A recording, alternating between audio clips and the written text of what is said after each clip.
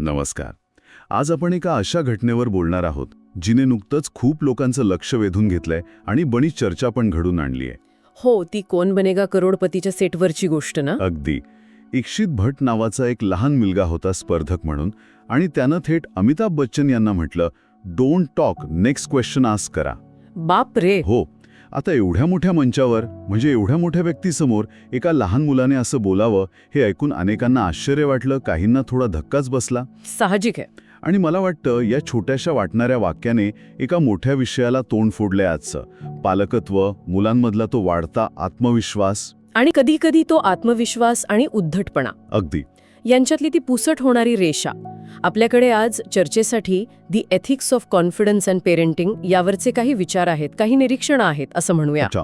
तर या स्रोतांच्या आधारे आपण या घटनेकडे बघूया आणि त्यामागचा जो काही व्यापक सामाजिक संदर्भ आहे तिकडे पाहूया. म्हणजे मुलांच्या अशा वागण्यामागे काय असू शकतं, किंवा पालक म्हणून, समाज म्हणून आपण कुठेतरी कमी पडतोय का? बरोबर.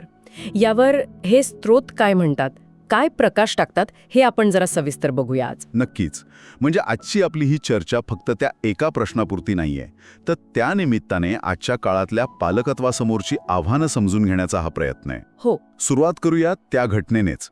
म्हणजे अमिताभ बच्चन यांसारख्या व्यक्तीला, ज्यांचा एवढा आदर केला जातो, त्यांना एका मुलाने असं थांबवणं आणि पुढचा प्रश्न विचारायला सांगणं, अनेकांना हे खटकलं. हो, खटकणारच. जुन्या पिढीला आठवत असेल, म्हणजे मोठ्यांसमोर बोलायची कशी भीती वाटायची, आवाजात कंप भडायचा. आता चित्र जरा वेगळं दिसतंय. अगदी. हा बदल खूप ठळकपणे जाणवतो हल्ली. आणि याच बदलावर आपलं आजचं विश्लेषण किंवा जी काही माहिती आहे ती आधारलेली आहे. जुन्या काळात धाक होता, एक प्रकारची आदरयुक्त भीती होती. आजच्या पिढीत एक वेगळा मोकळापणा आहे, आत्मविश्वास आहे. पण काही वेळा हा आत्मविश्वास नेमका कुठे